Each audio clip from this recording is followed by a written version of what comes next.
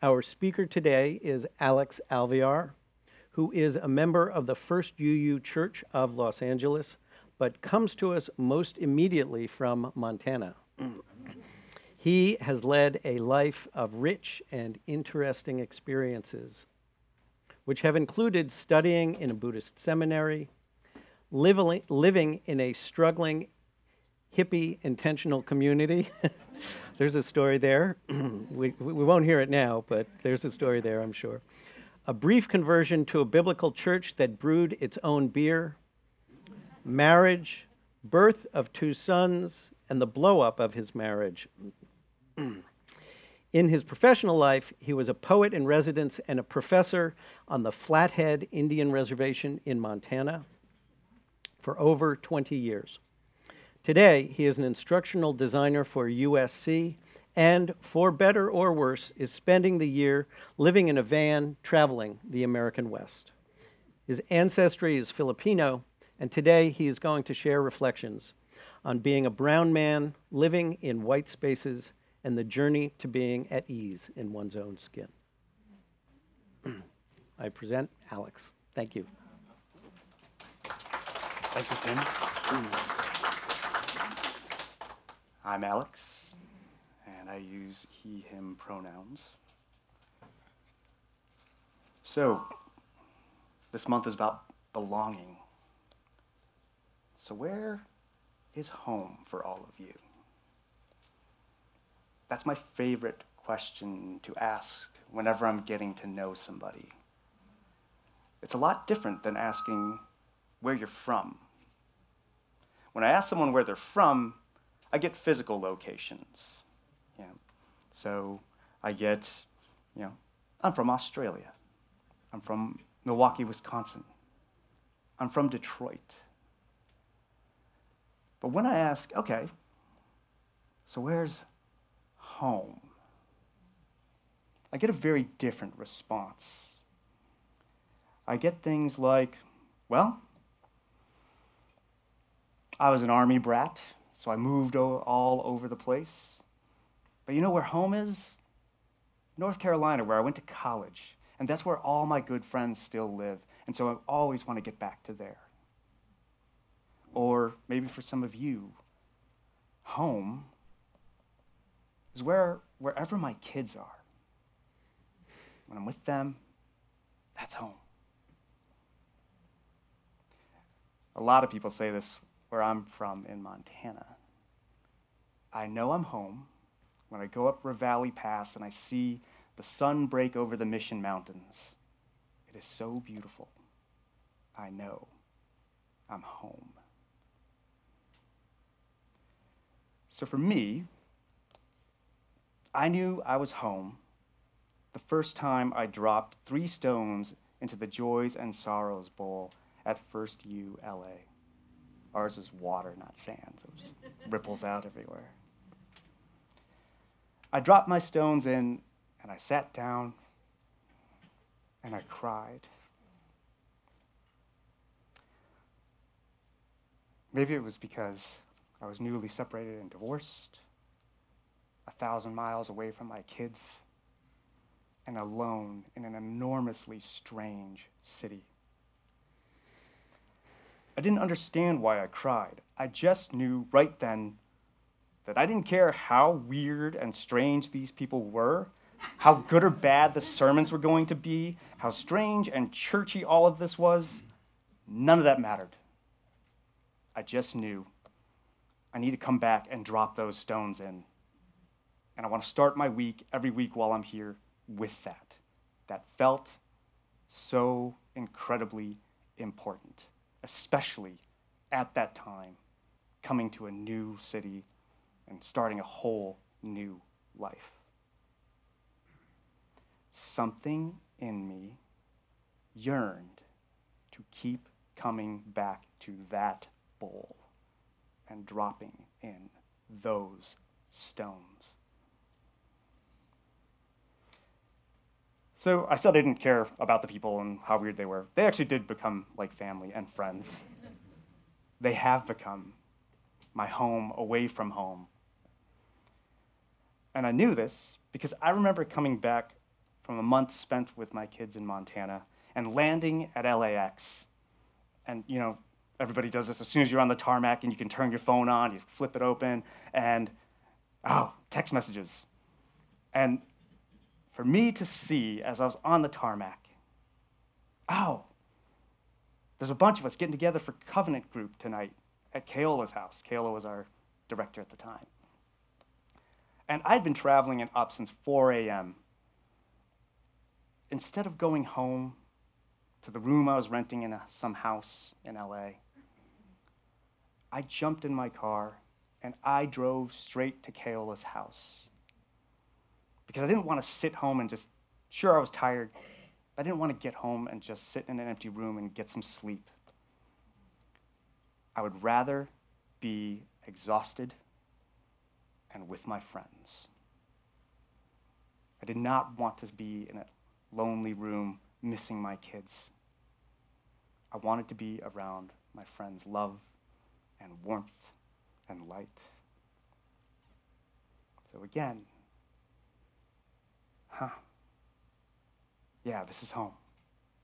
I just left my kids, but I'm glad this home here in LA and these people are here for me.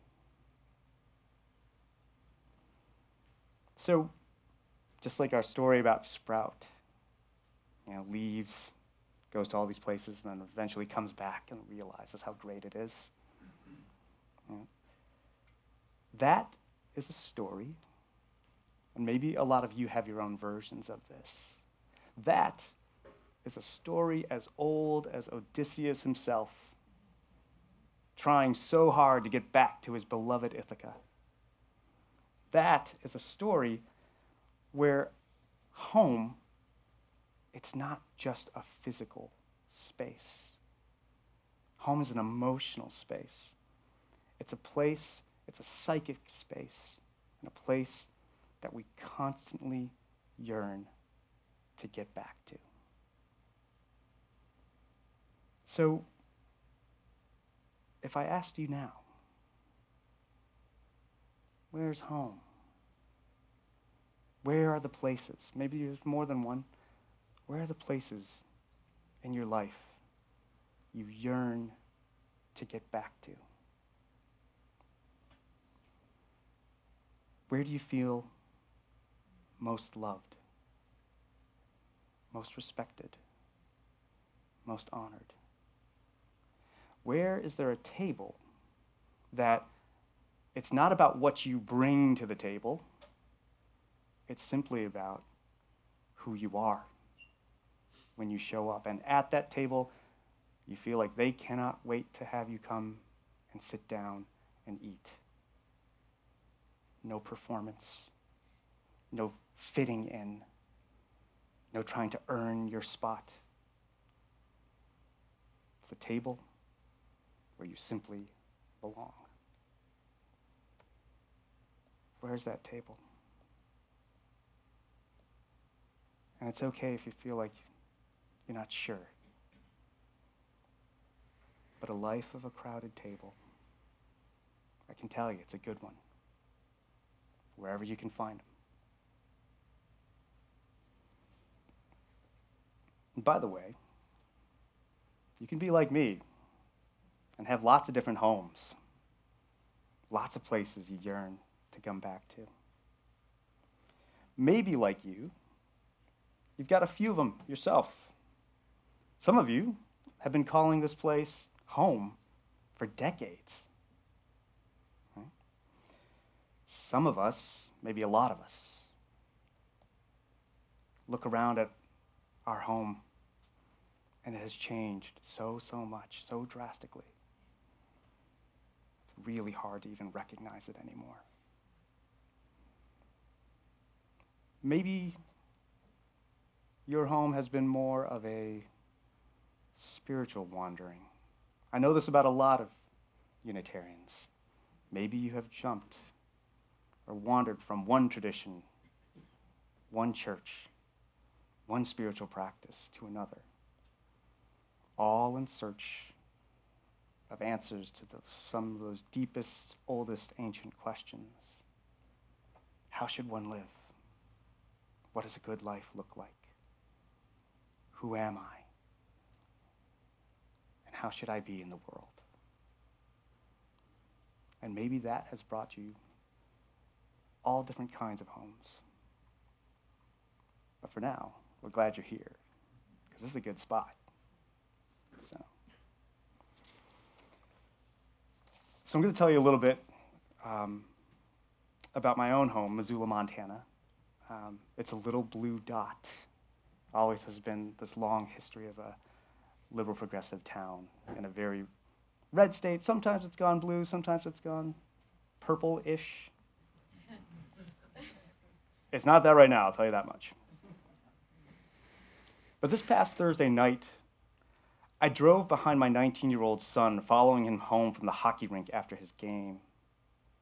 He's a teenager, and he forgot to turn his headlights on for a block or two until, I could see the lights flickering on and off. He was trying to fiddle with the switches.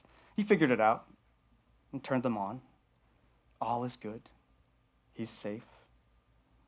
But as I'm driving behind him for the first time ever, I had the vision of a cop pulling my son over for forgetting to turn on his lights.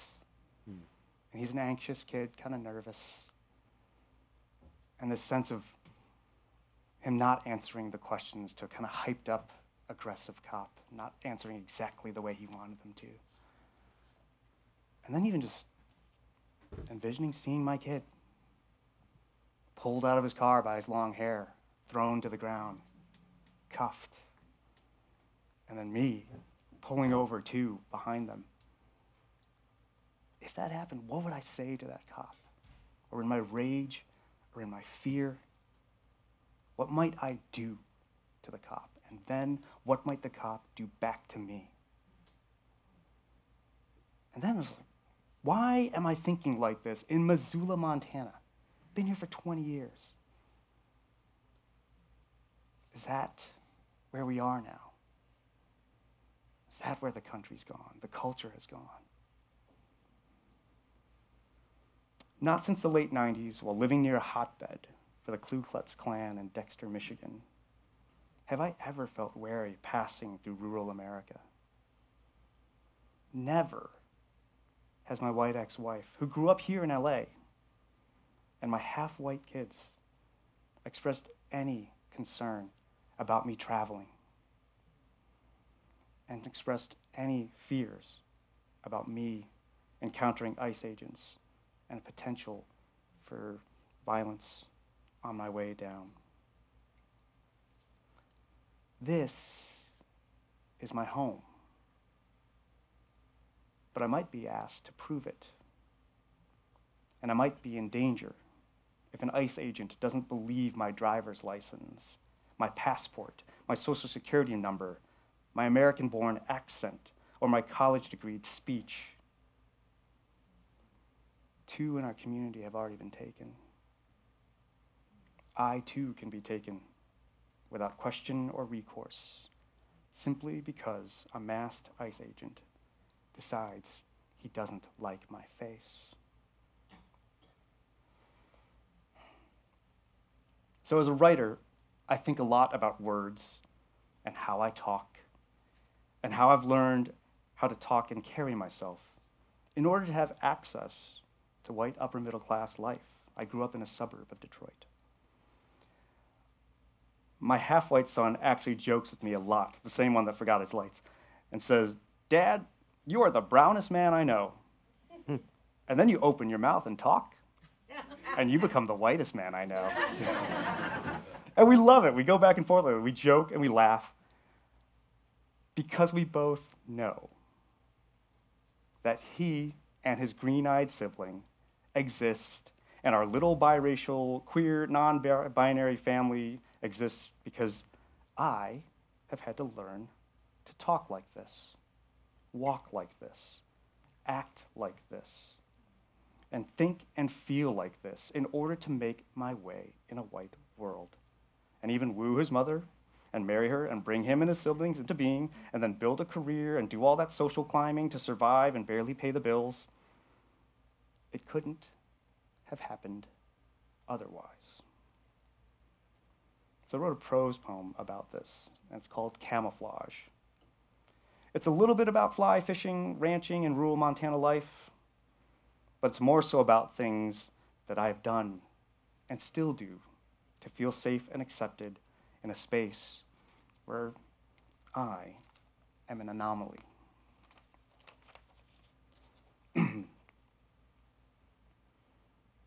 Camouflage.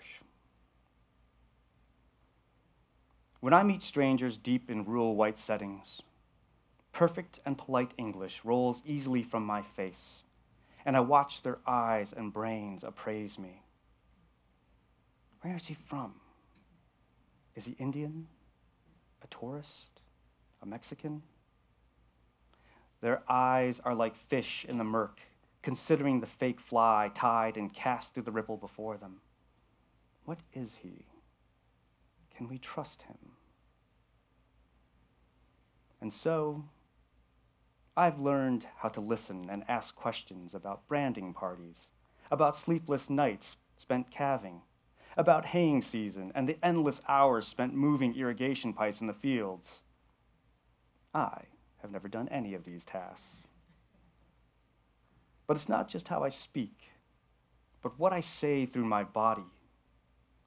I've learned when to dip my brow and chin in a friendly nod, when to mirror their postures and lean back in ease, when to wave subtly with just a slight lift of the fingers off the top of the steering wheel when passing each other on a dirt road.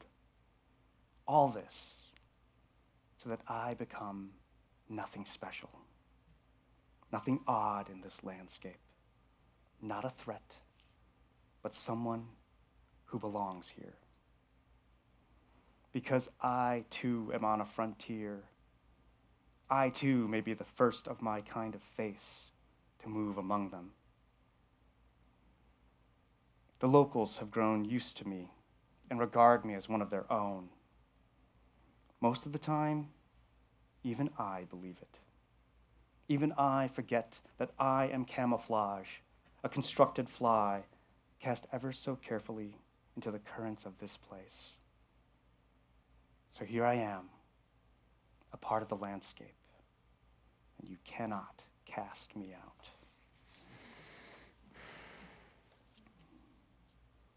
I had a few other pieces, but we're going to keep it shorter. So, all this talk of home. What if your home feels decimated right now? What if suddenly your home and country no longer feels safe for you, your gay son, your non-binary grandchild, your immigrant spouse with an accent?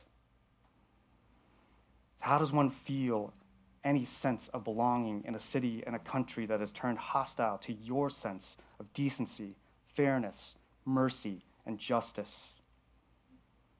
How can any of us feel at home when we're feeling the dark side of our racist and sexist history rear up again and boldly proclaim hegemony? I wish I had an answer, but I don't. But I do have a small anecdote from my Zen master 25 years ago while she was training me.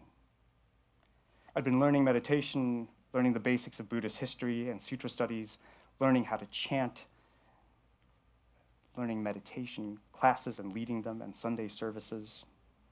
All of this for months and months under her quiet watch. None of this was easy for 24-year-old me. There's a verse from the Dhammapada, it's the Buddha's short sayings, that captures exactly how my mind felt back then. Just as a fish is pulled from its watery home and thrown onto dry land, so too is the mind when it is not controlled, agitated, and restless. Like a dying fish thrashing around, that is how I felt during my first months at the temple. My insides felt constantly unsettled and turbulent. And after meeting with my teacher, Haju, she said to me, "You know, Alex, our work here is really just to learn how to feel at home in our own skin. I'm working on that, and so are you. So how do we do that? How do we feel at home in our own skin, especially when it feels like the world around us is on fire? We sit. We sit quiet. We sit stable and solid in ourselves. We sit like a mountain, stone by stone by stone, stacked and unperturbable. Winds can come, snows, rains, all sorts of seasons come and go. And here we are, sitting like a mountain, stable in our own skins. You want to try it? Okay. So I invite all of you just to sit however comfortable you wish. Just imagine an invisible string at the back of your neck, pulling your spine up to the ceiling, relaxing shoulders, closing your eyes, and just feeling stable, grounded.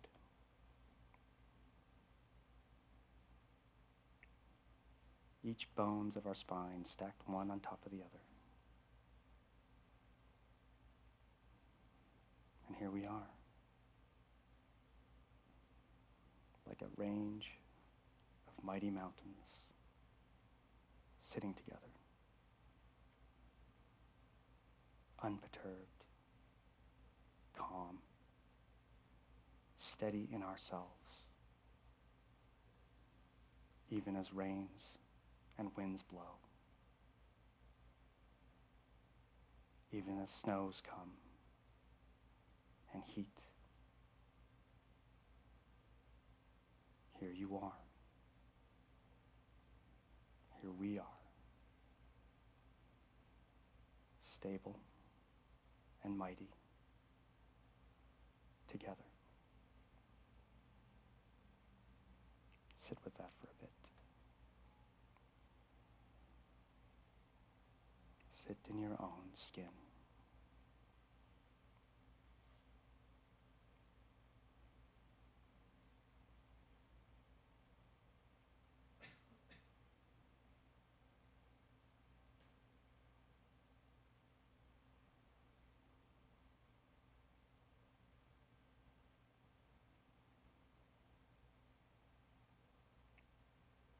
And in your own time, as you feel ready, you can go ahead and roll your shoulders, roll your neck as you want to come back slow.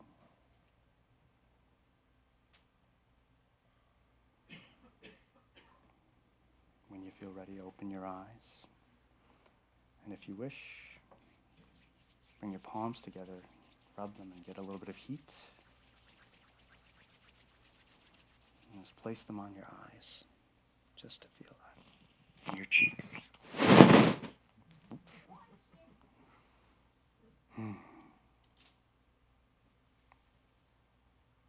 So this week, I wish all of you a home deep inside yourselves, and a home thoroughly grounded inside of your skin.